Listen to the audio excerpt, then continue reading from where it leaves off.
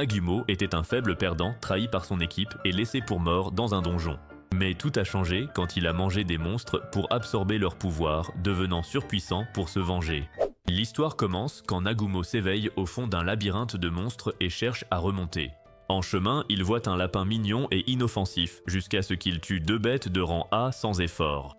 Ensuite, le lapin veut faire de Nagumo son dessert, mais un autre monstre arrive et dévore le lapin. Terrifié, Nagumo s'enfuit, mais il est victime d'une attaque aérienne du monstre qui lui tranche le bras. Pendant que le monstre le grignote, Nagumo hurle et rampe dans une grotte, et bien qu'il s'échappe, il s'évanouit. Avant cela, Nagumo était en mission avec son équipe et fut attaqué, mais son équipier Kuki a dû le défendre. En conséquence, un gars nommé Iyama s'est moqué de Nagumo et lui a dit de rentrer chez lui, mais Kuki a conseillé à Nagumo de s'entraîner plus dur la prochaine fois. Juste après, le groupe trouva un cristal brillant, et quand Iyama le toucha, l'équipe fut téléportée plus bas dans le labyrinthe où des monstres surpuissants les attaquèrent. Comme l'équipe n'avait aucune chance dans un combat rapproché, Nagumo s'est porté volontaire pour utiliser ses compétences de maîtrise de la terre à petit budget afin de retenir les monstres. Assez longtemps pour que ses amis fuient. Son plan a marché, mais alors qu'il rejoignait ses amis qui tiraient sur les monstres, l'un d'eux l'a visé exprès. L'explosion a fait tomber Nagumo du pont. Mais pendant sa chute mortelle, il a compris que c'était Iyama qui avait tiré. Un jour avant, son amie Kaori l'avait supplié de ne pas y aller car elle pressentait qu'un malheur arriverait. Bien qu'il se sache timide et inutile au combat, il y est allé, sûr que Kaori le soignerait en cas de pépin. Aujourd'hui, Nagumo se dit que personne ne viendra et il est furieux que ses amis l'aient trahi. Pensant à la cruauté du monde envers lui, il a soudain un déclic dans sa tête et décide d'éliminer tout ce qui l'empêchera de s'échapper de ce labyrinthe. Sa première cible est une bête magique qui le charge, pensant n'en faire qu'une bouchée. Mais elle tombe dans son piège, alors il utilise ses dons pour l'immobiliser et la poignarder à mort. Après ça, Nagumo mange le monstre et soudain, il hurle de douleur car la viande altère ses gènes. Il survit à la mutation grâce à l'eau bénite de la grotte, mais il est choqué par son reflet, parce qu'il ressemble maintenant à un Satoru Gojo handicapé. En vérifiant son statut, il voit que ses capacités ont augmenté grâce à la viande de monstre. Il voit aussi que son alchimie a progressé, alors il crée un pistolet tirant des balles magiques. Il teste l'arme sur un pauvre lapin et contrairement à avant, il le bat avec une seule balle. Ensuite, il mange le lapin mais manque de vomir car la viande de monstre a un goût de crotte. Le petit morceau qu'il mange augmente encore ses stats. Et il gagne un mouvement qui lui donnera un boost de vitesse au combat. Nagumo pense avoir une chance de sortir d'ici, alors il décide d'affronter le monstre qui a mangé son bras. Quand il trouve le monstre, il le provoque pour qu'il l'attaque, puis utilise sa vitesse, qu'il vient d'acquérir pour esquiver les attaques. Alors que le combat progresse, Nagumo peine à le toucher avec son Glock, il utilise donc des grenades flash. L'explosion rend le monstre vulnérable, Nagumo en profite alors pour tirer un coup qui lui tranche le bras. En guise de revanche, Nagumo grignote le bras du monstre et l'électrocute jusqu'à ce qu'il s'évanouisse. Il enchaîne ensuite avec un tir en pleine tête qui achève le monstre sur le coup. Victorieux, Nagumo jure de survivre à tout ce que le labyrinthe lui réserve et de rentrer chez lui. Nagumo passe les 2 heures suivantes à manger la viande du monstre mais s'en lasse en voyant que son état ne s'améliore pas. N'ayant pas trouvé de chemin vers les niveaux supérieurs, il décide d'aller au dernier étage pour voir ce qu'il s'y trouve. En chemin, il croise un gecko flippant qui tente de le pétrifier, il s'asperge donc d'eau bénite pour ne pas finir en pierre. Après ça, il se cache derrière un rocher, attaque le gecko avec une grenade flash et l'achève d'une balle. Au fil du temps, il s'enfonce dans les profondeurs du labyrinthe et affronte des monstres de toutes formes et tailles. Pendant ce temps, à la surface, Meld informe le roi de son échec dans le labyrinthe et du sort de Nagumo. Nagumo étant l'un des héros élus des dieux, le roi interdit au groupe de parler de sa disparition dans le royaume. Cette nouvelle attriste Shizuku, une fille du groupe, qui va voir comment va Kaori après la réunion. Voir Kaori inconsciente rappelle à Shizuku ce qui s'est passé dans le labyrinthe. Pendant la bataille, quand Nagumo est tombé dans l'abîme, Shizuku était près de Kuki, retenant Kaori qui voulait sauter. Malgré les efforts de Kaori, Shizuku lui a dit la cruelle vérité, il ne pouvait rien faire. Aujourd'hui, ce moment pèse lourdement sur Shizuku. À leur arrivée dans ce monde, le royaume leur a expliqué la guerre en cours entre les humains et les démons. Les démons avaient l'avantage car ils contrôlaient les monstres, poussant les humains au désespoir. En réponse, leur dieu, Eit, a invoqué ses étudiants pour qu'ils deviennent des héros et se battent.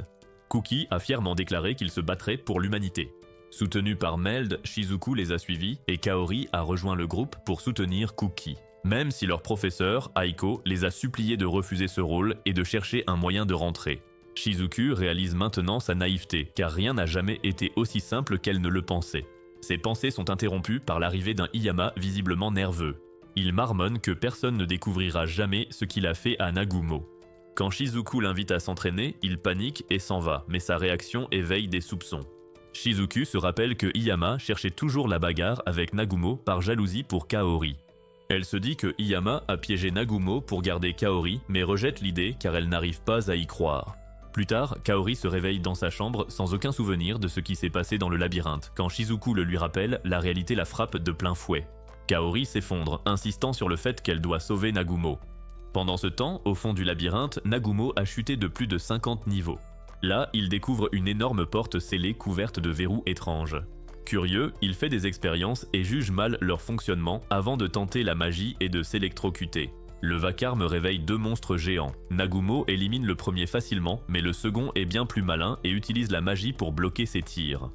Nagumo s'adapte et tire sans relâche jusqu'à ce que le bouclier vole en éclats. Quand le monstre contre-attaque, il esquive et l'achève d'un tir précis dans l'œil. Au royaume, Kaori dit à Shizuku que même sans preuve que Nagumo soit en vie, elle refuse d'abandonner. Elle demande à Shizuku de l'aider à devenir plus forte pour descendre dans l'abîme et le sauver elle-même. Shizuku accepte. Dans le labyrinthe, Nagumo extrait des pierres de mana des monstres et s'en sert de clé pour ouvrir la porte massive. À l'intérieur, il découvre un cube jaune brillant et voit une étrange fille scellée dedans. Nagumo ne pense pas à la sauver au début et décide de partir. Quand la fille le supplie désespérément de l'aider, il lui fait un doigt d'honneur et continue sa route. Nagumo ne s'arrête que lorsqu'elle crie qu'elle a été trahie, alors il lui demande d'expliquer sa situation. D'abord, la fille révèle qu'elle est une vampire surpuissante qui protégeait son peuple avant d'être rejetée quand elle n'était plus utile. Incapable de l'éliminer à cause de sa régénération et de sa maîtrise du mana, ils l'ont scellée au fond du labyrinthe. Touché par son histoire, Nagumo décide de la libérer. Cela lui coûte énormément de magie, mais le sceau finit par se briser. Une fois libre, la fille lui prend la main et lui demande un nouveau nom, voulant oublier son passé. Nagumo la nomme Yue, inspirée par sa beauté pâle, ses cheveux blonds et ses yeux pourpres. Yue l'enlace avec gratitude, mais le moment est bref car une nouvelle menace surgit et Nagumo s'interpose pour la protéger. Plusieurs pointes se logent dans le dos de Nagumo, alors il verse de l'eau de vie sur lui, pendant que Yue l'aide à retirer les pointes. Nagumo voit un monstre crabe et comprend qu'il a été créé pour empêcher Yue de s'enfuir. Puis il la couvre de sa veste, mais elle sait qu'il a déjà mémorisé les images dans sa tête. Nagumo prend Yue sur son dos pour pouvoir la porter tout en combattant. Puis il se prépare à décortiquer et à manger le monstre crabe. Nagumo court avec Yue sur le dos en tirant sur le monstre. Celui-ci l'attaque avec des lasers empoisonnés et des pointes, mais il esquive tout. Le crabe se déchaîne, alors il utilise le pas rapide pour s'envoler et tirer sur le crabe, mais il ne peut pas percer sa carapace. Yue descend de son dos et commence à se nourrir de lui. Après son encas, Yue invoque une boule de feu bleu géante sur la tête du crabe, lui causant un choc, mais elle s'épuise car la magie est puissante. Nagumo lui demande de tenir bon et lui dit qu'au signal, elle devra lancer une autre boule de feu, au même endroit où il a tiré sur la carapace plus tôt. Nagumo se met à courir après le monstre et donne le signal à Yue. Alors qu'elle lance le feu sur le crabe, il saute dessus et transperce sa carapace affaiblie. Après la mort du monstre, Yue demande à Nagumo pourquoi il n'est pas parti en la voyant, et il répond que, comme elle était trahie et qu'il était son dernier espoir, il a fait ce qu'un homme doit faire.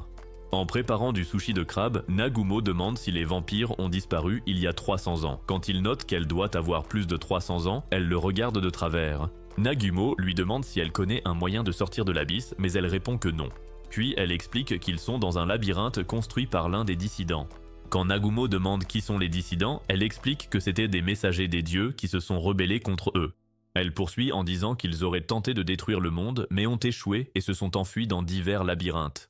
Nagumo réalise que s'ils atteignent le dissident au fond du labyrinthe, ils devraient trouver un moyen de remonter, car il doit y avoir un mécanisme. Il examine ensuite la carapace du crabe et découvre que c'est un minerai spécial qui durcit en absorbant du mana. Il commence donc à fabriquer d'autres armes comme s'il était dans un salon de Call of Duty. Alors que Nagumo utilise la carapace pour créer un nouveau fusil nommé Schlagen, Yue réalise enfin à quel point il est étrange et l'interroge. En partant, Nagumo explique qu'ils ont été invoqués par le dieu Eit pour combattre des monstres et que sa classe de synergiste le rendait inutile. Il lui raconte qu'il voulait conquérir le labyrinthe, mais qu'en affrontant un Behemoth, un camarade l'a trahi et l'a fait tomber dans l'abysse. Nagumo ajoute qu'un monstre lui a ensuite dévoré le bras et a failli le tuer, alors il a juré de survivre et a fini par manger les monstres. Yue commence à pleurer après l'avoir écouté, alors il lui dit de ne pas s'inquiéter, car il ne cherche même pas à se venger et veut simplement rentrer chez lui sur Terre. Quand Yue entend qu'il veut rentrer, elle remarque qu'elle n'a nulle part où aller, alors il lui propose de le suivre sur Terre. Au royaume de High League, Cookie ouvre son écran de statut, révélant son rang de héros et ses nouveaux talents, et le capitaine Meld annonce la suite de l'entraînement. Dans le labyrinthe, Nagumo, portant Yue, est poursuivi par des dinosaures avec des fleurs sur la tête, et alors qu'ils vont être dévorés, Yue dit que ces fleurs les rendent mignons. Il se rappelle que les dinosaures étaient normaux avant, donc les fleurs sont des parasites, et il décide d'en trouver la source rapidement. Caché des zombies, Yue commence à boire le sang de Nagumo comme du yaourt, et il lui reproche d'essayer de l'achever avant les monstres.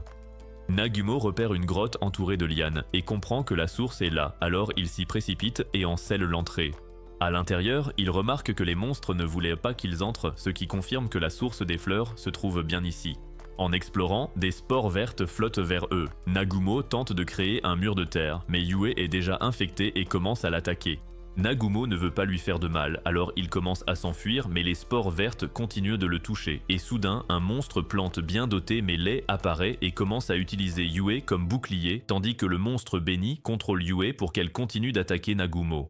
Les spores agissent sur lui et une fleur pousse sur sa tête, mais elle meurt aussitôt car son corps est déjà bien trop ravagé. Comme Yue ne se contrôle plus et sert de bouclier, elle supplie Nagumo de tirer. Il accepte et abat le monstre en frôlant la tête de Yue.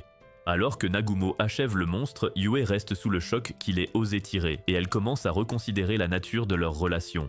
Pendant qu'ils dînent, Nagumo commence à grignoter de la chair de crabe et demande à Yue si elle en veut. Mais elle explique que son sang lui suffit amplement.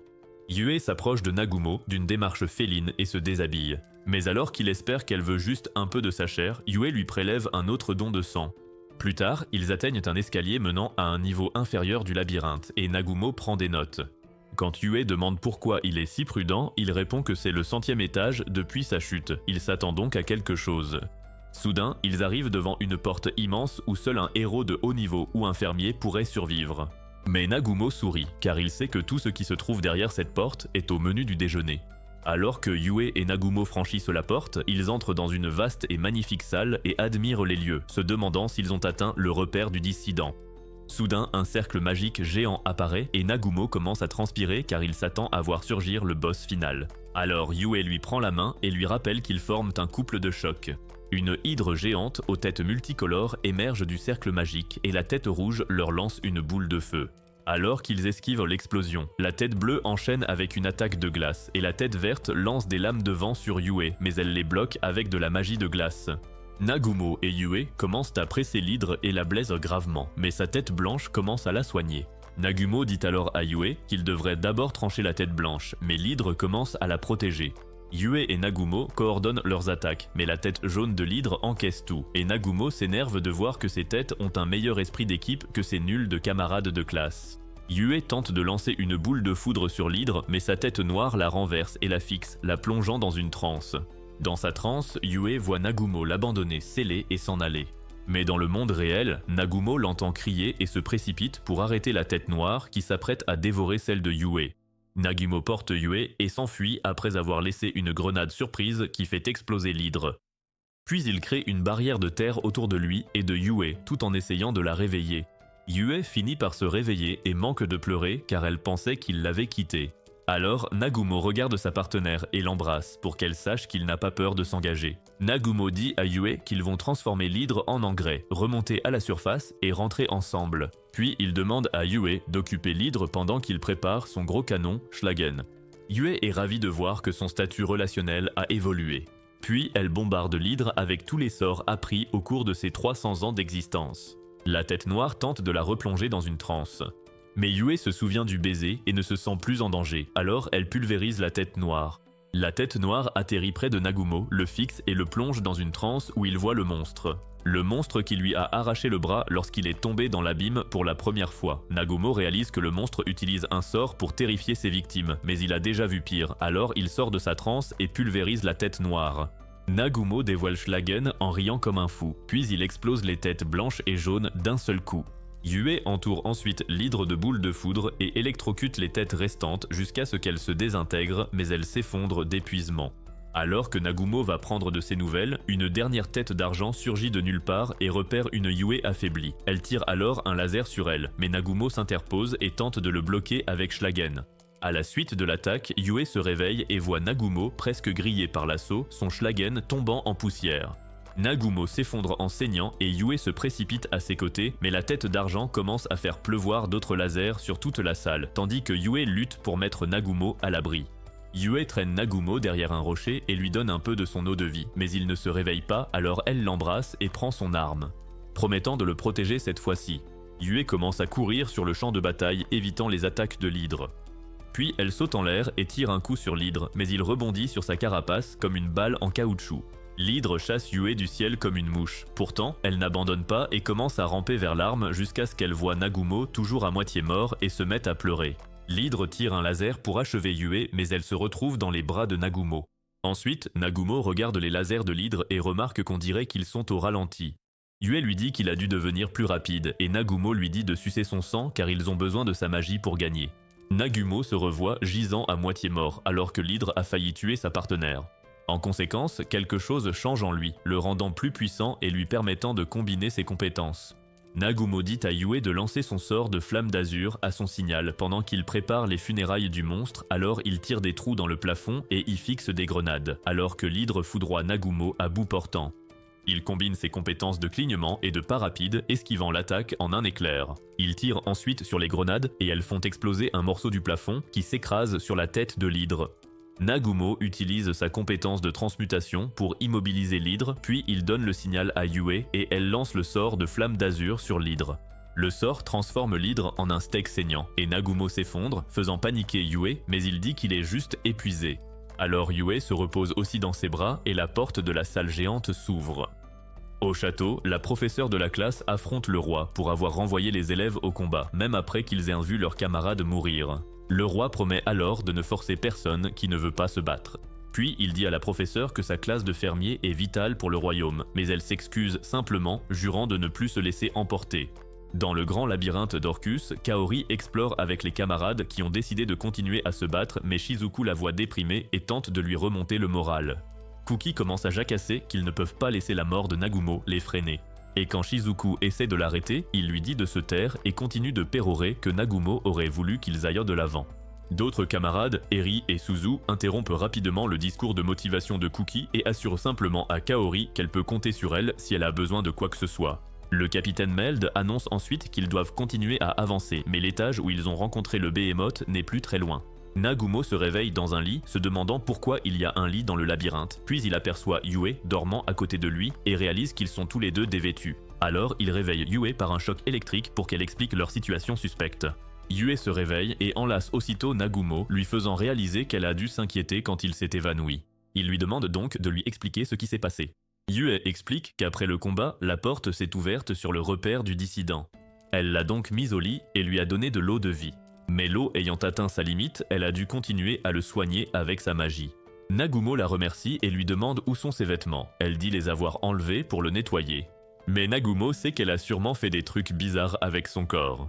Nagumo fouille les habits du dissident et comprend que c'était un homme, car il n'y a que des vêtements masculins. Puis il regarde Yue qui ne porte qu'une chemise, car c'est la seule chose à sa taille.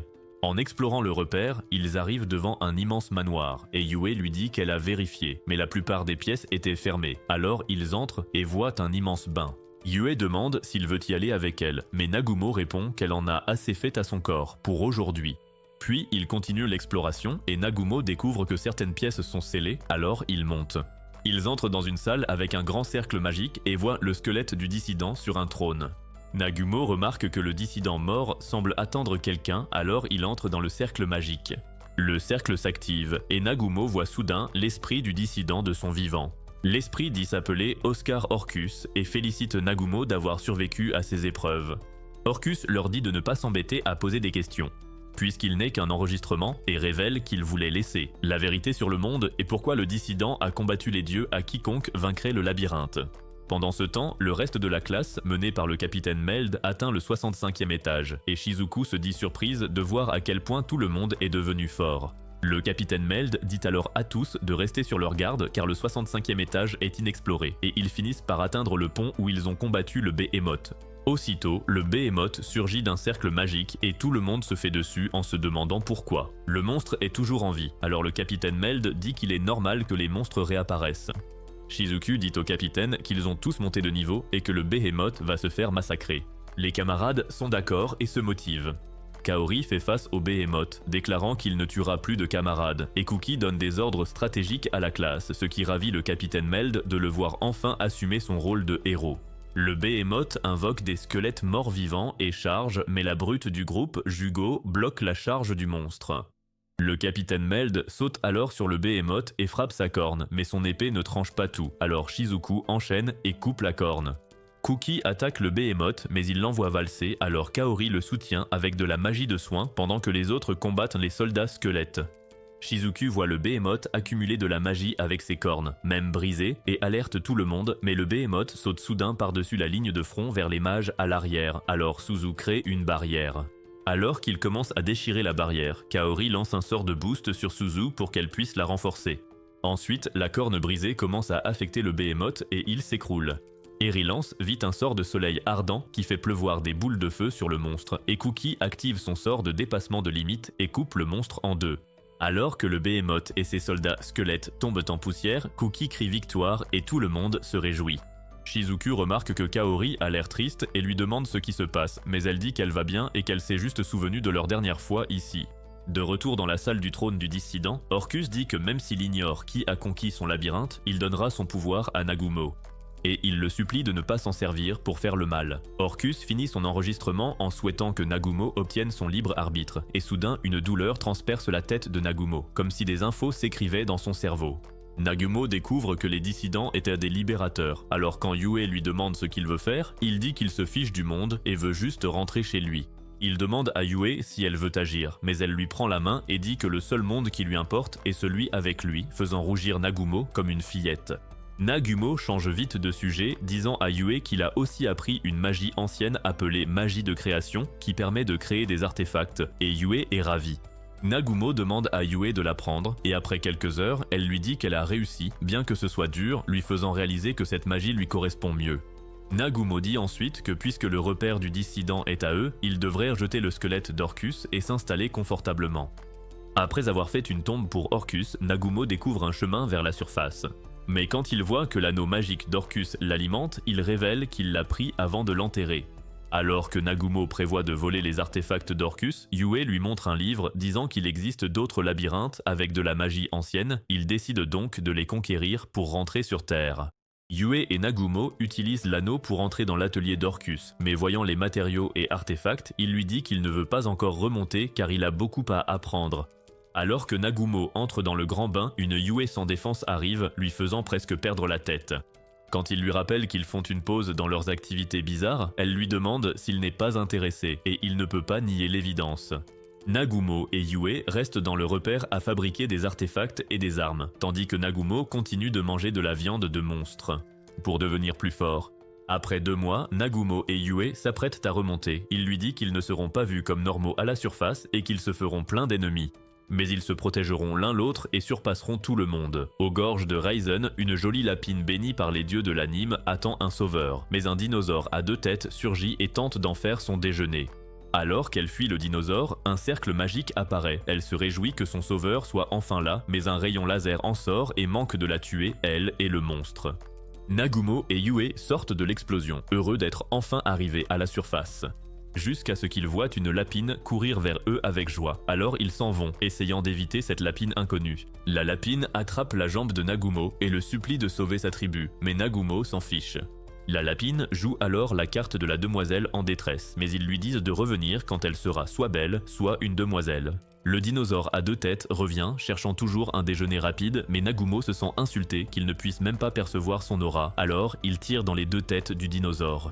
La fille lapin se présente ensuite comme Shea, la fille aînée de la tribu Olia, et continue de supplier, alors Nagumo s'agace et pointe son arme sur elle, mais elle ne bronche pas.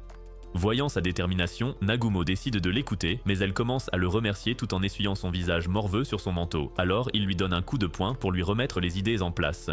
Shea demande comment il a pu frapper une belle fille, mais Nagumo lui dit de revenir à la réalité et de ne pas se dire belle devant Yue. Shea regarde Yue et réalise qu'elle-même ressemble à un caillou en comparaison, alors elle montre ses atouts à la place, disant que Yue ressemble à une planche à repasser en comparaison. Quand Nagumo détourne le regard car il ne peut nier les allégations, Shea commence à se réjouir d'avoir gagné. Mais Yue lui lance un sort de foudre sur la tête. Shea explique que contrairement aux autres hommes bêtes, elle peut manipuler le mana et possède aussi une vision du futur, qui a prédit leur arrivée. Elle le supplie ensuite de sauver à nouveau sa tribu, mais Nagumo refuse, disant qu'il n'y a aucun mérite et se prépare à partir. Shea commence à paniquer et explique que la mer d'arbres est entourée d'un brouillard qui brouille les sens, alors elle propose de les guider puisqu'elle est originaire de la région. Nagumo est sur le point de la rejeter, mais Yue dit étonnamment qu'elle devrait les rejoindre. Alors Shea saute pour l'embrasser, mais elle transforme Shea en glaçon avant qu'elle ne puisse établir le contact. Dans une forêt, des membres de la tribu Aulia se cachent dans les buissons pour échapper à des monstres volants ressemblant à des dragons, mais un petit court à découvert et manque de se faire manger, mais Nagumo l'abat de loin. À leur arrivée, Shea s'agite en voyant sa famille et déconcentre Nagumo, alors il la lance dans le ciel comme appât vivant pour les monstres. Alors que les monstres se rassemblent pour de la viande de lapin fraîche, Nagumo leur donne des balles à la place, et quand Shea atterrit enfin, elle commence à pleurer d'être traumatisée.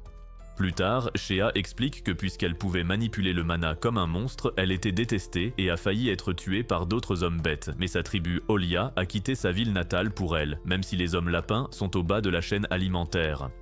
Nagumo et Yue entrent dans la mer d'arbres et passent la journée à massacrer des monstres et à négocier la paix avec les races voisines sous la menace d'une arme. Cette nuit-là, alors que les hommes lapins dorment en paix pour la première fois depuis longtemps, Shea remercie Nagumo pour son aide et l'interroge sur son but de voyage. Nagumo répond qu'il veut rentrer chez lui avec Yue. Alors Shea déclare qu'elle va les rejoindre, mais Nagumo lui dit de ne pas s'en donner la peine car ils ne peuvent pas s'encombrer de fardeaux inutiles. Le lendemain, la tribu Aulia s'approche de Nagumo et Yue, disant qu'ils veulent devenir plus forts. Alors Yue entraîne Shea pendant que Nagumo entraîne les autres hommes lapins. Alors que Yue domine Shea sans effort, Nagumo est frustré par les hommes lapins qui pleurent quand ils voient du sang et perdent contre de minuscules animaux. En plein entraînement, les hommes lapins commencent à sauter autour d'une fleur, alors quand Nagumo demande pourquoi ils agissent comme des écervelés, ils disent qu'ils adorent les choses mignonnes. Nagumo perd patience et écrase la fleur. Puis il leur dit de devenir enragés et de commencer à tuer tous les monstres en vue, sinon il transformera toute la tribu Aulia en ragoût de lapin. Pendant ce temps, Shea poursuit son duel avec Yue et lui lance des arbres entiers comme leurre. Puis elle surprend Yue et manque de peu de la toucher, mais celle-ci change Shea en bloc de glace. Shea remarque une égratignure sur le visage de Yue et s'en réjouit car elle a réussi à la toucher, mais Yue la guérit vite et fait comme si de rien n'était. Quand Nagumo arrive, il demande à Yue comment Shea s'est débrouillée et elle admet que Shea peut décupler sa force physique à des niveaux monstrueux. Shea demande à nouveau de les accompagner dans leur voyage. Nagumo lui demande pourquoi et elle lui avoue son amour, mais il la regarde simplement, se demandant quand elle s'est cogné la tête pour devenir si bête. Le reste des hommes lapins arrivent, ressemblant à des ex-détenus avec des monstres morts, et quand Nagumo demande pourquoi un tel carnage, ils disent que la horde a eu le culot de les attaquer, alors ils les ont tous achevés. Les hommes lapins conduisent Yue et Nagumo jusqu'au grand arbre. Nagumo repère alors une dalle de pierre, semblable à celle d'Orcus, et comprend que l'arbre est un autre labyrinthe. Quand Nagumo insère l'anneau d'Orcus dans la dalle, un message apparaît que Yue interprète comme le besoin d'artefacts d'autres labyrinthes avant de pouvoir ouvrir l'entrée du grand arbre. Nagumo annonce ensuite aux hommes lapins qu'il part vers les autres labyrinthes et qu'il devrait être capable de survivre seul. Le chef de tribu demande à suivre Nagumo, mais celui-ci leur dit de s'entraîner seul car il pourrait avoir besoin d'eux un jour. Les hommes lapins retournent donc joyeusement à l'entraînement. Shea se rappelle quand elle était petite et demandait à sa mère si elle était un monstre ou un homme bête. Sa mère lui a alors demandé si elle avait écouté des histoires sur les mystérieuses ombres blanches qui pourraient être des monstres ou des hommes bêtes. Sa mère lui a expliqué qu'être différente lui permettrait de protéger ses proches, promettant que Shea finirait par trouver quelqu'un de spécial au-delà de la mer d'arbres. Shea regarde Nagumo et remarque qu'elle a déjà trouvé sa personne spéciale. Puis elle se tourne vers Yue et lui rappelle sa promesse de la laisser les rejoindre si elle réussissait à la toucher pendant leur duel. Yue dit tristement à Nagumo qu'ils doivent emmener la lapine idiote avec eux, puisqu'elle a gagné leur duel. Mais Nagumo prévient Shea de ne rien attendre de lui et que la vie sera dure pour elle sur Terre, mais Shea a déjà pris sa décision. De retour aux gorges de Raizen, Nagumo lit une carte indiquant que l'entrée du labyrinthe de miel de Raizen est proche. Peu après, Shea appelle Nagumo et Yue. Après être tombé sur l'étrange entrée du labyrinthe où ils sont accueillis par Milady, Nagumo demande à Yue si ce cirque est sérieux, et elle le confirme d'après les notes d'Oscar Orcus. En cherchant une entrée, Shea tombe par accident dans une ouverture cachée, alors Nagumo et Yue la suivent. Dans le labyrinthe, ils évitent plusieurs pièges avant de trouver Shea plaquée au mur et mourant de honte car elle s'est déjà fait dessus de terreur. Ils finissent par se rassembler autour d'une stèle parlante qui se moque de Shea, alors elle la fracasse avec un maillet spécial fabriqué par Nagumo. La voix revient et dit que les stèles vont juste se régénérer, ils en concluent que Milady était plus un troll local qu'une libératrice. Dans un couloir étroit, ils entendent un grondement, alors Yue tente de lancer un sort mais réalise que l'essentiel de leur magie est scellé. Voyant son heure de gloire, Shea repousse les rochers qui arrivent et les guide à travers plusieurs autres pièges. Alors que la frustration de Shea culmine, le groupe finit exactement là où il a commencé, accueilli par la stèle et la mare de honte de Shea. La voix agaçante revient pour se moquer de leurs bêtises, et Shea a envie de s'arracher ses oreilles de lapin juste pour que ça s'arrête. Pendant ce temps, au château de High League, les élèves refusant de se battre discutent de l'avenir, et Yuka s'enquiert du voyage de leur professeur, Aiko, parti aider le royaume. Apprenant qu'Aiko part bientôt, elle annonce qu'elle ne veut pas rester sans rien faire et qu'elle va donc l'accompagner. Malgré les avertissements sur les dangers hors du château, Yuka explique que la mort de Nagumo ne signifie pas qu'elle doit rester oisive.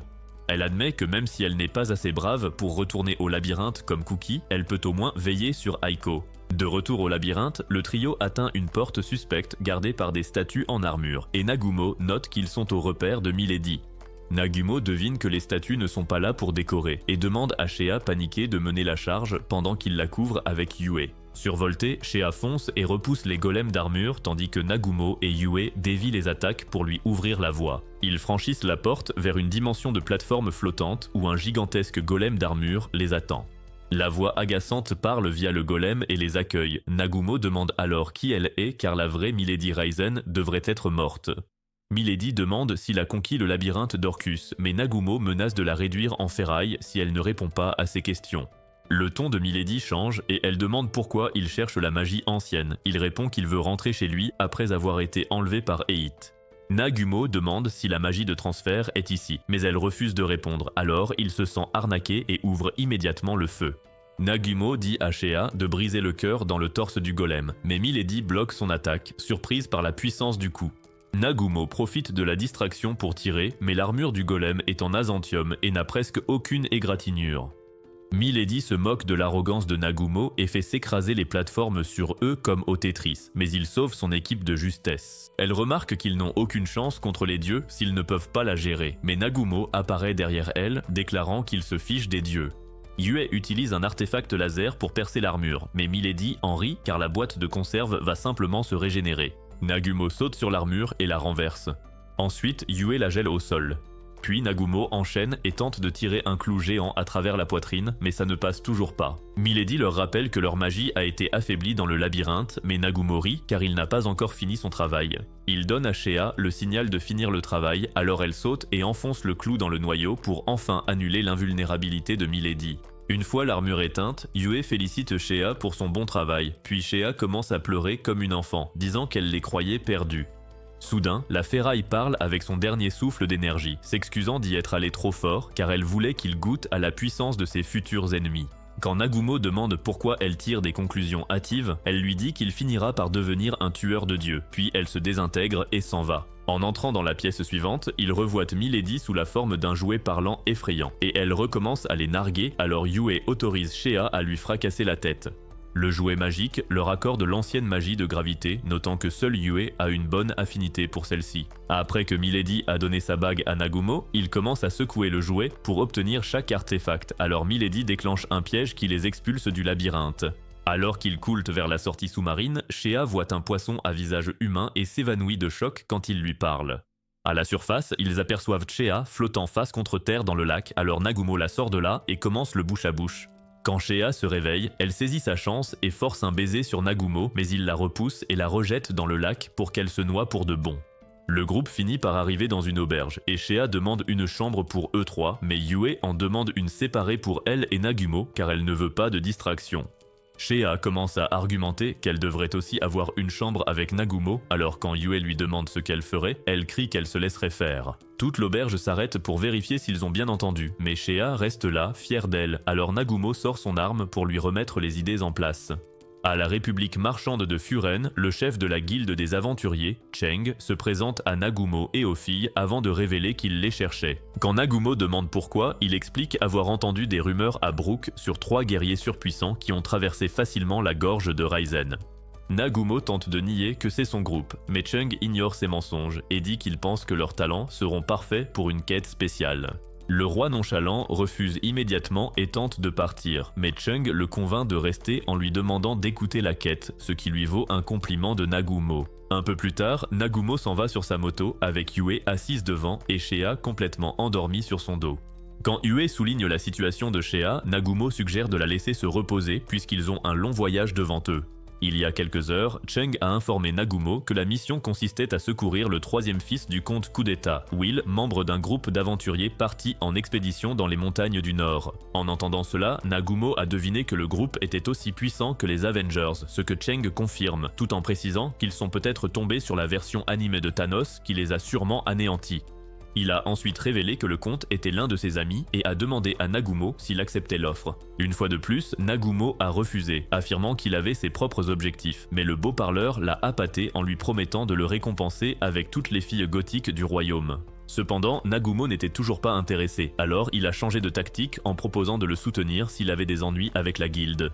En entendant cela, Nagumo accepte enfin d'aider, mais seulement à 2 conditions. La première était que Cheng leur fabrique des plaques de statues, et la seconde que Cheng fasse tout ce que Nagumo et les filles disent s'ils ont besoin de lui. Dans le présent, Yue trouve Nagumo autoritaire à cause de ses tactiques de négociation musclées avec le maître de la guilde, alors Nagumo explique que le soutien de Cheng sera encore plus efficace s'ils se sentent davantage redevables envers leur équipe.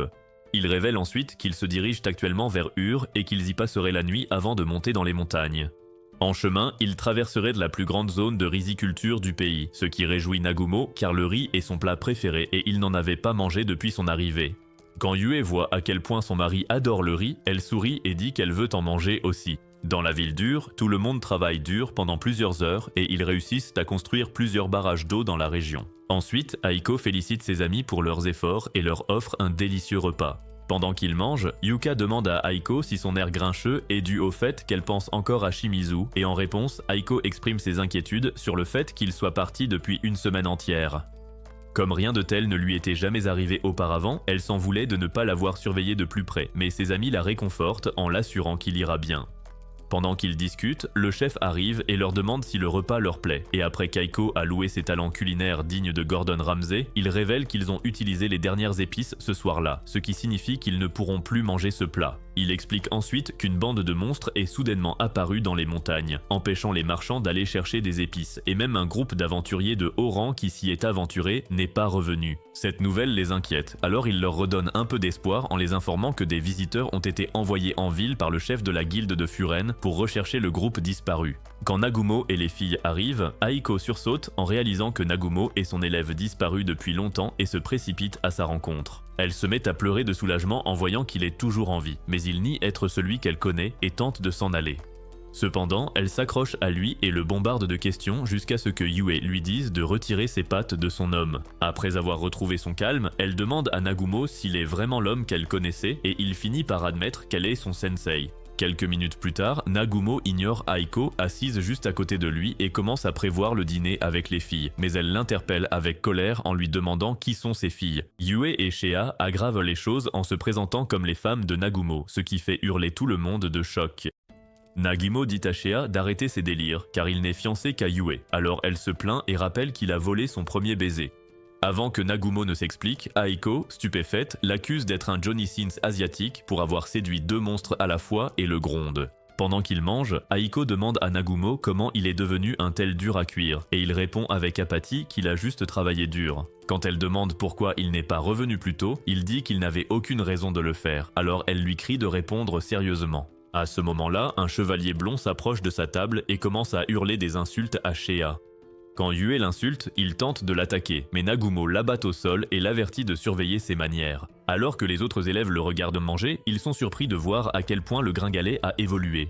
Après le repas, Nagumo prévient les chevaliers de ne plus l'embêter, et alors qu'il part avec les filles, Aiko jure de le ramener chez eux quoi qu'il arrive. Le soir même, Nagumo voit Aiko en privé et explique qu'il ne rejoint pas ses camarades car sa mission est de rentrer chez lui en explorant les labyrinthes. Alors qu'il s'en va, Aiko l'informe que Kaori n'a jamais abandonné, alors il lui dit de la prévenir contre ses amis malveillants qui l'ont trahi. Quand Nagumo et les filles partent en mission, Aiko et les autres proposent de les suivre, il accepte et ils partent tous ensemble dans son camion. Pendant le trajet, Aiko exprime ses inquiétudes concernant Shimizu à Nagumo, mais il la rassure en lui disant qu'il va bien.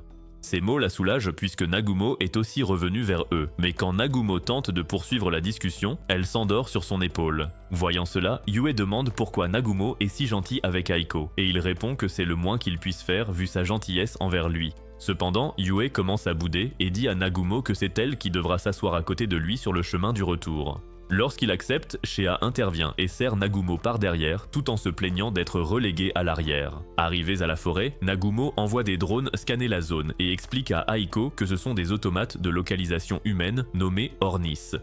Ils utilisent une pierre de gravité pour voler, une d'induction pour réfléchir et une pierre de vision reliée à son œil pour qu'il puisse voir. Grâce à l'un des Ornis, Nagumo voit un bouclier brisé au sol à proximité ainsi qu'un sac et remarque qu'ils ont l'air assez neufs. Pendant que les autres ramassent les restes, Nagumo, les filles et Yuka s'approchent d'une zone dévastée où ils remarquent des traces de monstres. Après examen, Yue les informe que les traces proviennent d'un grand monstre à 4 pattes et Yuka ajoute qu'un monstre géant rôderait par-delà les monts. Ensemble, Nagumo et sa bande gravissent les montagnes et arrivent bientôt à un endroit où ils détectent une présence qu'il identifie comme humaine. Quand Shea demande si quelqu'un a survécu, Nagumo révèle que la personne en question se trouve juste derrière la cascade devant eux. Il donne ensuite le signal à Yue et elle utilise un sort magique qui divise la cascade en deux, révélant une grotte secrète. Lorsqu'ils entrent dans la grotte, ils voient Will inconscient, alors Nagumo le réveille d'une pichonnette avant de se présenter comme son Superman personnel envoyé par le maître de la guilde. Pendant que les filles le soignent, Will raconte comment l'essaim incessant de monstres a acculé son groupe et comment les choses sont devenues encore plus effrayantes pour eux lorsqu'un dragon noir est apparu. Il commence alors à paniquer en se plaignant qu'un faible comme lui ait survécu alors que tous les autres sont morts, mais Nagumo interrompt sa crise en le saisissant par la chemise. Aiko tente d'intervenir, mais Yue l'arrête et Nagumo donne à Will une leçon sévère sur la façon dont la survie est un instinct humain nécessaire. Lorsqu'il essaie de se plaindre davantage, Nagumo lui conseille de continuer à vivre pour qu'il découvre un jour la raison pour laquelle il a survécu ce jour-là. Après avoir quitté la grotte, Nagumo et la bande commencent à rentrer chez eux, mais ils s'arrêtent lorsqu'ils remarquent que quelque chose approche. À ce moment-là, un dragon noir apparaît et commence à les attaquer. Lorsqu'il prépare une attaque de souffle, Nagumo dit à tout le monde de battre en retraite et utilise son anneau magique pour invoquer un bouclier high-tech, qu'il utilise ensuite pour bloquer l'attaque. Tout en le bloquant, il remarque que le dragon noir n'est pas un monstre ordinaire et voit qu'il est retenu par derrière par Yuka qui promet alors de l'aider. Alors que l'attaque du dragon s'intensifie, les étudiants commencent à paniquer, mais Yue lâche un grand Rasengan sombre sur sa tête, le faisant tomber au sol. Pendant qu'il est maintenu au sol par le sort de gravité de Yue, Shea assène un coup brutal au monstre avec son marteau. Les étudiants regardent avec choc et soulagement, pensant que le dragon noir a été réduit en bouillie. Mais quand la fumée se dissipe, ils voient le dragon complètement indemne. Lorsqu'il essaie d'attaquer les filles, elles esquivent, mais il lance une attaque surprise avec sa queue qui envoie Shea valser. Nagumo commence à tirer quelques balles sur la bête et elle est d'abord renversée mais se relève soudainement et tire une décharge en direction de Will. Voyant cela, Nagumo alerte Yue, ce qui l'amène à créer un mur de glace devant Will qui encaisse l'attaque. Yuka et son ami, Tanaka, lancent des attaques de projectiles sur le monstre mais il les bloque facilement. Remarquant à quel point ses anciens camarades de classe sont faibles, Nagumo dit à Aiko d'emmener la chair à canon loin de là car il le gêne. Cependant, Aiko reste immobile comme un morceau de pain rassis, alors il dit à Yue de se concentrer sur la protection de tout le monde pendant qu'il élimine le monstre.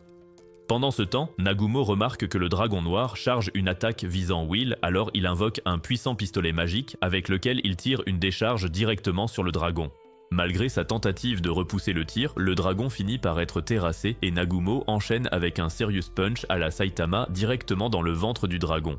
Après qu'il lui a lancé une grenade, le dragon recommence à attaquer, le forçant à enchaîner d'autres attaques qui le terrassent à nouveau. Il fonce ensuite vers la bête et utilise une machine de haute qualité pour maintenir le dragon au sol avant de donner le signal à Shea pour l'achever. Avec le dragon dans une position vulnérable, Shea assène les coups emblématiques de Thor sur le monstre jusqu'à ce qu'il perde finalement connaissance. Alors que le dragon gît inconscient sur le sol, Nagumo explique aux filles qu'il doit l'attaquer au seul endroit que ses écailles ne couvrent pas, puis enfonce une large pointe métallique directement dans le fondement du monstre, le faisant hurler de douleur. Tout le monde est stupéfait par sa voix féminine, mais Nagumo poursuit son interrogatoire musclé en enfonçant le métal plus profondément jusqu'à ce que le dragon accepte enfin de tout dire. Il y a quelque temps, le dragon faisait une sieste paisible dans les montagnes, jusqu'à ce qu'un mystérieux mage utilise un contrôle mental magique pour la rendre folle furieuse. Will soutient que son histoire est inventée, alors Yue l'informe que les draconiques sont des êtres nobles et honnêtes qui ne mentent jamais. Quand Nagumo tente de l'achever, Yue l'arrête, et lorsqu'il retire la pointe de métal, elle se transforme en humaine et se présente sous le nom de Tio avant de révéler les plans du mage maléfique. Quand Nagumo remarque des milliers de monstres approchant de la ville, il part les affronter et traîne la dame dragon avec lui. Alors que le mage maléfique approche de la ville avec sa nuée de bêtes et de dragons, Aiko demande à Nagumo s'il peut faire quelque chose contre les monstres. Lors d'une réunion avec d'autres officiels de la ville, Aiko supplie Nagumo de les aider à éliminer les monstres pour qu'ils ne dévorent pas les habitants comme des amuse-gueules. Cela surprend Nagumo car Aiko fait passer ses élèves en premier et il n'aurait jamais imaginé qu'elle demande à l'un d'eux de risquer sa vie pour des inconnus. Elle explique que bien qu'elle tienne à la vie de ses élèves, elle ne veut pas abandonner les gens de ce monde qu'elle a rencontrés et appris à connaître. Même si elle sent que ces mots comptent peu, car elle n'était pas là quand il en avait besoin, elle affirme ne pas vouloir qu'il vive une vie triste en coupant les ponts avec tous. En entendant cela, Nagumo lui demande si elle sera toujours son professeur, quoi qu'il arrive désormais, et elle accepte immédiatement. Il va plus loin en demandant si elle maintiendra sa position s'il prend une décision qu'elle n'aurait pas voulu, et elle accepte à condition qu'il l'écoute avant de décider. Quand il s'éloigne avec les filles, Aiko craint qu'il ne les abandonne, mais il la rassure en révélant qu'il va se préparer au combat car son professeur le lui a demandé. Il utilise ensuite la magie pour créer un mur, et les hommes de la ville montrent à nouveau leur talent pour la construction en le fortifiant pendant que les autres sont évacués. Après des heures de dur labeur, les filles préparent un bon repas pour les hommes. Nagumo ne peut pas manger en paix car Tio continue de le harceler. Au crépuscule, Aiko rejoint Nagumo sur le mur et lui propose son aide pour la construction, mais il refuse et l'informe que les envahisseurs vont bientôt arriver. Voyant son inquiétude, il l'assure que tout ira bien, mais elle lui demande quand même de revenir sain et sauf. Plus tard, cette nuit-là, alors que Nagumo prépare son arme, Yuka arrive et le remercie. Quand il demande pourquoi, elle explique qu'elle lui est reconnaissante de l'avoir sauvé dans le labyrinthe, mais il répond que c'était juste un coup de chance. Cependant, elle affirme être déterminée à ne pas gâcher la chance qu'il lui a donnée en la sauvant. Alors qu'elle part, Nagumo lui dit de ne pas mourir car elle a du cran et elle le remercie avant de s'éclipser. Une fois Yuka partie, Nagumo interpelle l'agaçante fille dragon qui l'espionnait depuis le début. Elle demande à plusieurs reprises un moment de son temps, mais Nagumo l'ignore, ce qui la fait réagir bizarrement, pensant qu'il essaie de l'exciter. Lorsqu'il lui demande ce qu'elle veut, elle demande à l'accompagner dans son voyage, mais il refuse immédiatement. Elle tente de le convaincre en proposant de l'appeler maître tout en créant du contenu exclusif avec lui, mais il lui dit de retourner dans sa grotte. À l'arrivée des monstres, Nagumo explique que la bataille sera l'occasion idéale de mettre en avant la déesse de l'agriculture, Aiko, et de protéger les élèves. Il se tourne ensuite vers les habitants durs, armés d'outils agricoles, et leur annonce que leur victoire est assurée car ils ont la déesse de l'abondance, Aiko. Il en rajoute en affirmant qu'ils ne peuvent pas échouer tant qu'elle est là, mais Aiko n'a aucune idée de ce qui se passe. Poursuivant son discours, il se présente comme l'épée et le bouclier d'Aiko, envoyés par elle pour les protéger, et la foule acclame le nom d'Aiko. Pour les motiver davantage, il invoque un énorme fusil, qu'il décrit comme la puissance de la lame de la déesse bénie par Aiko, et tire un coup qui détruit plusieurs dragons. Les gens sont impressionnés, mais les filles s'apprêtent à les épater encore plus avec leurs propres attaques spéciales.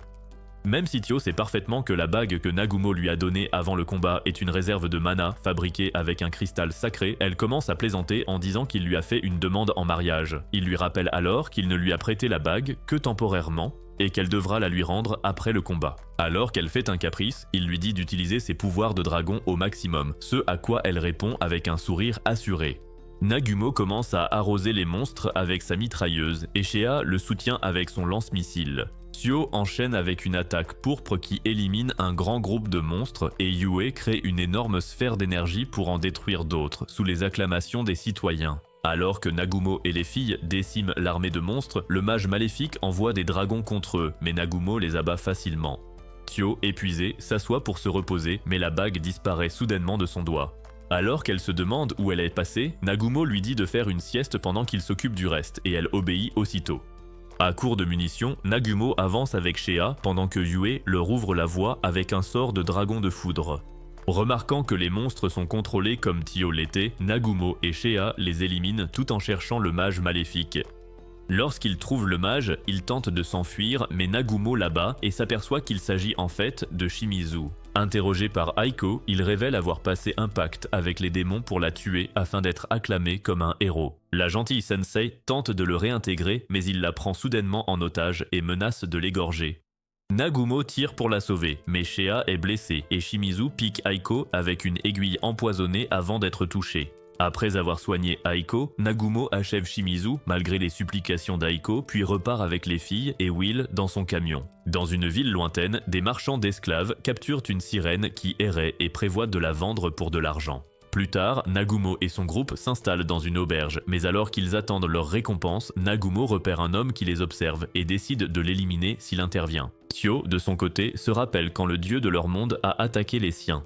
Aussi que son père, avant de mourir, a tenté de l'apaiser en lui promettant qu'un être puissant viendrait écraser la menace d'un tel souverain. Les années passèrent, et quand Tio apprit par ses aînés l'invocation d'êtres d'un autre monde, elle les informa qu'elle irait voir ces nouveaux venus, convaincue que leur arrivée changerait tout. Pendant que Yue s'occupe de la dragonne parasite, Nagumo fait visiter la ville à Shea, et à l'aquarium, il croise Lehman, un poisson monstrueux qui ressemble à un homme d'âge mûr. Surpris, Lehman demande à Nagumo comment il a pu le sentir, et Nagumo explique que c'est parce qu'il a mangé beaucoup de monstres. Les deux parlent beaucoup de races et Nagumo finit par raconter brièvement son histoire au drôle de poisson. Shea, de son côté, qui est le rendez-vous de Nagumo pour la journée, s'offusque parce qu'il l'a mise sur la touche.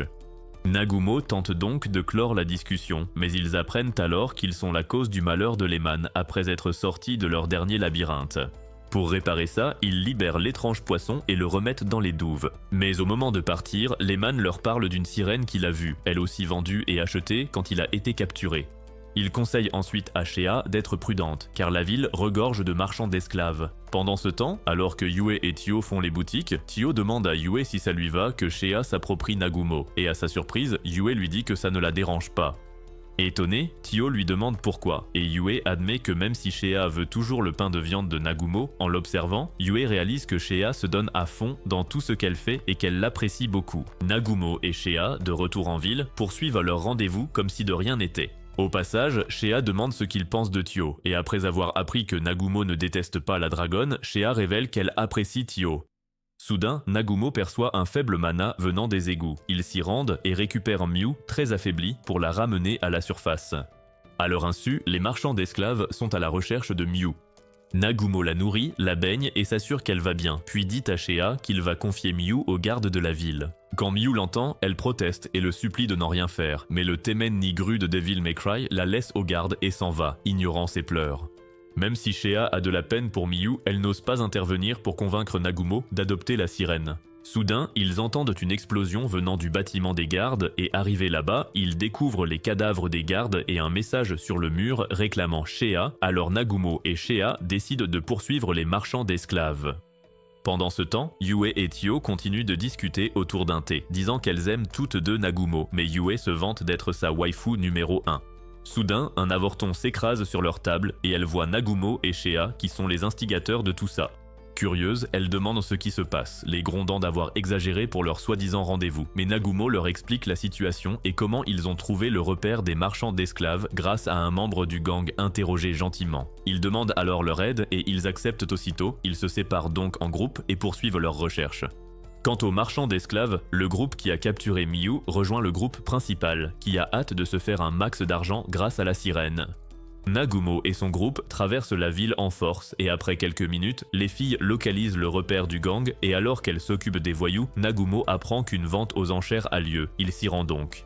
En arrivant, il voit le chef du gang sur le point de vendre Miu, alors Nagumo lui bondit dessus et l'abat comme s'il s'entraînait sur une cible, horrifiant la foule au passage. Il brise ensuite le cocon d'eau de Miu et la taquine sur le fait qu'elle finit trempée chaque fois qu'il la sauve. Elle le serre dans ses bras et il lui dit de fermer les yeux jusqu'à ce qu'il lui ordonne de les ouvrir. Quand il le fait, Miu voit qu'il flotte au-dessus de la ville, elle croit donc qu'il vole.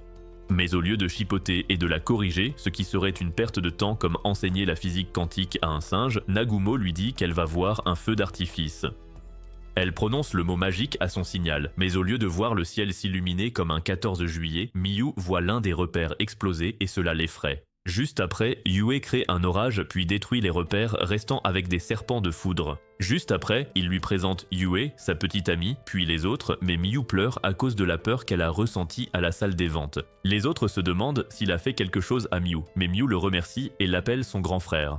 Nagumo lui dit immédiatement qu'il n'est pas son frère, alors Miu l'appelle son papa. Au début, Nagumo n'y prête pas attention, pensant que le vocabulaire des sirènes diffère du leur, mais quand Miu lui dit qu'elle le veut comme papa, Nagumo a failli partir acheter du lait. Mais quand Yue lui dit qu'elle veut un bébé de lui et que les autres répètent après elle comme des zombies, des jours plus tard, il quitte la ville pour Dorode, une ville sauvage. En chemin, Shea, qui conduit la moto, exhibe son armure de scénario aux autres. Et ça énerve Nagumo, alors il essaye de la percuter comme dans Mad Max. Miu voit Shea s'amuser, et comme tout enfant de son âge, elle veut essayer, mais Nagumo fait de fausses promesses comme tout parent pour détourner l'attention, et cet acte émeut Tio. Elle agit bizarrement, et tout le monde conclut qu'il n'y a pas de remède à sa stupidité. Lorsqu'ils arrivent en ville, Nagumo se rappelle comment il a été trahi, et son humeur s'assombrit. Sentant cela, Miu lui demande ce qui ne va pas, et Nagumo lui dit qu'il est déjà venu dans cette ville, il y a 4 mois, mais qu'il a l'impression que c'était il y a des années. Peu après leur arrivée à la guilde, Nagumo remet la lettre qu'il a reçue de Cheng à Loa, le chef de la guilde de la ville actuelle. Loa apprend comment Nagumo et son groupe ont terrassé des légions de bêtes et stoppé une organisation en si peu de temps. Soudain, Ando, un membre du groupe des héros, apparaît dans la pièce et rapporte qu'il y a un démon dans le labyrinthe. Surpris de voir que Nagumo a beaucoup changé et qu'il a l'air plus stoïque que jamais, Endo apprend que le garçon a affronté de nombreuses épreuves pour garder son humanité. Sentant la force de Nagumo, Endo s'accroche à lui et le supplie de le suivre au labyrinthe, sinon le groupe des héros va mourir. Là, il explique comment le groupe a atteint le 90e étage sans trouver le moindre monstre aux alentours. Mais en observant les lieux, ils virent du sang de monstres frais partout et comprirent qu'une créature plus dangereuse rôdait ou qu'ils étaient tombés dans un piège. Soudain, une démone nommée Catleya apparut avec son familier et proposa au groupe de faire équipe avec elle. Cookie rejeta aussitôt l'offre et même quand Catleya lui dit qu'un de ses camarades l'avait rejointe, ils refusèrent d'y croire. Elle laissa alors son monstre les attaquer. Ils furent vite dépassés, mais Kaori les soigna et le groupe changea de stratégie, mais la créature muta et les attaqua avec de nouveaux pouvoirs. Alors que certains étaient blessés, Shizuku et Cookie persévérèrent et tentèrent de frapper le monstre et Catleya respectivement. Mais face à la régénération ultra rapide de la démone, Shizuku ordonna à Endo d'aller faire son rapport au capitaine Meld.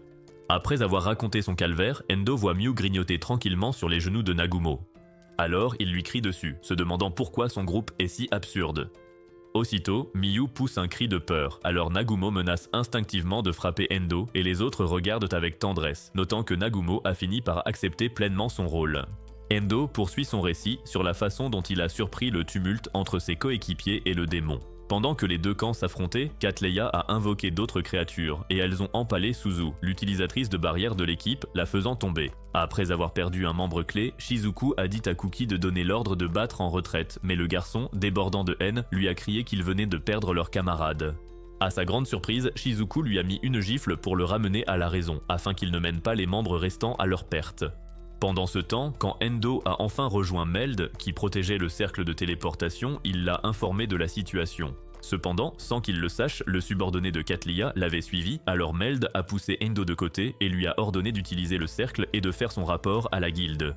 Puis il a continué à combattre le monstre. Endo termine enfin son histoire, et il pleure parce qu'il sait ce qui attend Meld. De retour dans le labyrinthe, Cookie prend la bonne décision et les membres du groupe battent en retraite tactiquement. Pendant ce temps, 2 des membres suggèrent de s'allier aux démons, car cela leur donnerait plus de chances de survie, mais les autres s'y opposent. À leur grande horreur, Meld intervient, tout ensanglanté et meurtri, et leur dit de penser à survivre. Après tout, ce n'est pas la guerre des héros. Par derrière, Catleya le frappe et il s'effondre au sol avant de leur demander pardon et de perdre connaissance. Cookie s'énerve en voyant leur dernière ligne de défense s'effondrer, alors il active son dépassement de limite, ignorant les conseils de Shizuku, et Catleya envoie ses sbires l'attaquer. Après que Loa a entendu le rapport d'Endo, il demande à Nagumo d'accepter une mission pour secourir les héros. Endo intervient aussi, rappelant à Nagumo qu'ils sont ses amis, mais Nagumo le choque en révélant qu'il voit les membres du groupe comme de simples étrangers venant du même monde. Contrairement à ses paroles, Nagumo se souvient de son sensei et de Sonobe qui se portaient garant de lui et voulaient le remercier pour sa gentillesse s'ils se revoyaient, alors il hésite un instant. À cet instant, Miu déclare que Nagumo peut sauver qui il veut parce qu'il est assez fort. Les autres se joignent également à elle et lui disent qu'ils sont prêts à le servir dès qu'il le leur ordonnera. De retour dans le labyrinthe, Cookie abat tous les sbires et fonce droit sur Catleya, qui se protège immédiatement avec d'énormes débris de roche, mais il la blesse et juste au moment où il s'apprête à porter le coup final, il voit une photo dans son pendentif et il hésite. Sentant sa volonté vaciller, Catleya lui rappelle qu'ils sont en guerre, puis elle invoque d'autres monstres qui projettent Cookie au loin. Désormais, à bout de force et incapable de bouger, il reste au sol. Shizuku, de son côté, tente de frapper Catleya, elle charge donc, prête à utiliser une technique de dégainer rapide. Mais malheureusement, Catleya invoque un autre monstre qui envoie Shizuku s'écraser contre le mur d'un seul coup de poing. Kaori, qui est à bout de force, court rejoindre Shizuku et lui prend les mains, se préparant à affronter la mort ensemble. Elle regarde les monstres frapper la barrière que Suzu, à peine consciente, avait créée. Quand la barrière cède, Kaori ferme les yeux, attendant la mort, et s'excuse auprès de Nagumo de ne pas avoir tenu sa promesse. Mais à la surprise générale, une énorme tige empale les bêtes, les tuant d'un seul coup. Puis Nagumo apparaît, disant que Shizuku et Kaori sont toujours aussi proches qu'il s'en souvient. Quelques minutes plus tôt, alors que le groupe de Nagumo suit Endo dans le labyrinthe, Nagumo s'arrête et les informe qu'il va prendre un raccourci. Il crée un marteau-pilon avec de longues tiges faites du métal le plus solide. L'arme perce immédiatement un trou dans le sol et Nagumo et son groupe y sautent, laissant Endo derrière eux. Quand Nagumo atterrit au 90e étage, il aperçoit Shizuku et Kaori se serrant l'une contre l'autre pour sauver leur vie. Juste après que Nagumo leur a parlé, Kaori le reconnaît et Shizuku est surprise par sa transformation en Giga-Chad et elle manque de s'extasier. Mais Nagumo la calme et quelques secondes plus tard, Yue et les autres arrivent. Nagumo observe les alentours et après avoir vu à quel point ils sont encerclés, il ordonne à ses filles de protéger les autres pendant qu'il s'occupe de Catleya. Inquiète, Kaori tente d'avertir Nagumo à propos de Catleya, mais Tio et Mio lui disent de ne pas s'inquiéter et qu'elles s'occuperont de tout désormais. En regardant Nagumo, Catleya lui dit qu'il est descendu de son plein gré dans l'abîme, mais il lui dit de déguerpir si elle n'a pas envie de mourir. Cela la met en colère, alors elle le traite d'imbécile qui regrettera ses paroles quand il mourra de ses mains. À ce moment-là, Nagumo change de posture, abandonne les négociations et passe en mode as de la gâchette. Il commence par débusquer l'un de ces monstres camouflés à proximité, puis rend la justice à l'américaine. Choquée, elle se demande comment il a percé son attaque, puis elle lui envoie d'autres sbires, mais il les abat habilement, à la dente, et déchaîne un combo mortel sur les monstres.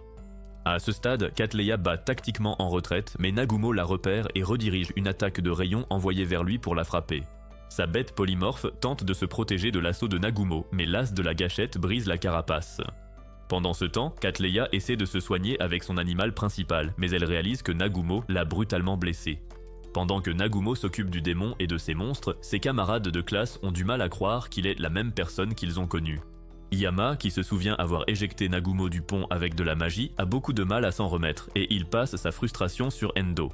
Cette fois, Yue intervient et lui demande s'il veut à nouveau se mettre en travers du chemin de Nagumo. D'autres monstres s'approchent des autres et Suzu se prépare à utiliser sa barrière pour les protéger, mais Yue l'arrête et crée un trou noir qui engloutit les bêtes. Shea assomme également beaucoup de monstres à proximité et Tio utilise sa magie de dragon pour éliminer le reste. L'animal polymorphe se transforme en serpent et fonce sur Shizuku et Kaori, alors Nagumo lui tend un katana et elle découpe le serpent comme du sashimi.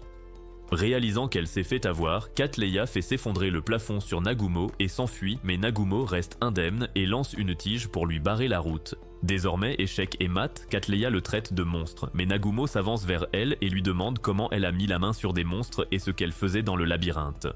Elle se montre inflexible, alors il lui tire dans les jambes et en déduit que les siens ont obtenu leur pouvoir en terminant le labyrinthe, ce qu'elle faisait aussi. Après l'avoir écouté, elle conclut qu'il est comme ceux qui se rebellent contre le dieu de leur monde. En conséquence, elle lui dit d'en finir, mais l'informe que son amant le retrouvera et l'abattra. Nagumo la choque en disant que peu importe qui il est et qu'il est prêt à le supprimer car quiconque est manipulé par cette divinité sadique ne pourra pas l'atteindre. Kuki hurle aussitôt à Nagumo de ne pas tirer car Catleya ne peut plus se battre, mais Nagumo l'achève malgré tout.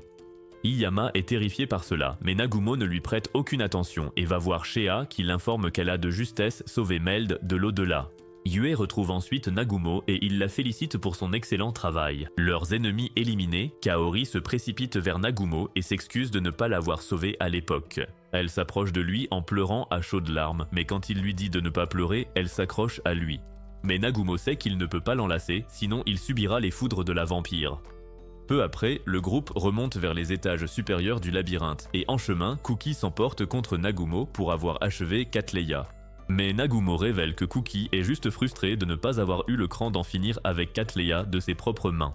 Le ton monte et Nagumo pointe son arme sur Kuki, l'avertissant de ne pas se mettre en travers de son chemin sous peine de s'en prendre une. Là, il dit à tous qu'il ne les considère pas comme ses amis et que la seule raison pour laquelle il est venu les sauver est qu'il devait une faveur à Kaori. Sur ce, il s'en va et Yue lance un regard triomphant à Kaori. Ils finissent par quitter le labyrinthe et voient les forces armées qui attendent dehors au cas où les démons parviendraient à s'en échapper. Quand Loa voit que Nagumo et tous les autres vont bien, les troupes poussent des cris de victoire. Là, Kaori admet que Nagumo a changé, alors elle s'approche de lui et lui annonce qu'elle rejoint son groupe. Et comme on pouvait s'y attendre, Yue s'y oppose immédiatement. Refusant d'abandonner, Kaori avoue son amour à Nagumo, mais il les conduit et lui dit qu'il aime Yue. Pourtant, Kaori insiste pour rejoindre son groupe. Mais Yue la choque en acceptant, car elle veut prouver qu'elle est celle qui convient le mieux à Nagumo. Ceci réglé, Kaori attrape Nagumo et l'interroge furieusement sur Mayu, pensant qu'elle est sa fille biologique. Surpris de voir à quel point les femmes peuvent être effrayantes, Nagumo s'écarte, mais Yue lui dit de ne pas s'inquiéter des dangers à venir. Après tout, ils sont les plus forts. Sur ce, il dit à Kaori que son groupe partira tôt le lendemain matin et qu'elle ne doit pas être en retard. Plus tard cette nuit-là, à l'auberge, Shizuku retrouve Nagumo près de l'étang pour lui rendre le katana prêté, mais il lui dit de le garder car il est fait du métal le plus solide. Elle le remercie et jure d'utiliser l'épée au point qu'elle fasse presque partie d'elle. Les autres filles les surprennent en train de rire et en concluent que Shizuku en pince pour Nagumo. Mais après avoir clarifié la situation, le groupe de Nagumo part avec Kaori. Kuki tente d'arrêter Kaori, mais Shizuku le tire brusquement en arrière. Il lui demande alors si elle ne va pas le quitter, mais elle donne une réponse évasive. Le lendemain matin, devant les portes de la ville, Shizuku fait ses adieux à Kaori, et les autres regardent avec admiration Nagumo créer un véhicule. Peu après, alors que le groupe traverse le désert, Nagumo jure de retourner avec Yue dans son monde d'origine, et il éliminera quiconque tentera de les arrêter. C'est la fin de la vidéo d'aujourd'hui. Si vous êtes resté jusqu'ici, commentez Plot Canon ci-dessous. Laissez un j'aime et abonnez-vous à la chaîne si vous voulez voir d'autres résumés comme celui-ci. N'oubliez pas de regarder la prochaine vidéo. Ce sera peut-être votre nouveau résumé d'anime préféré.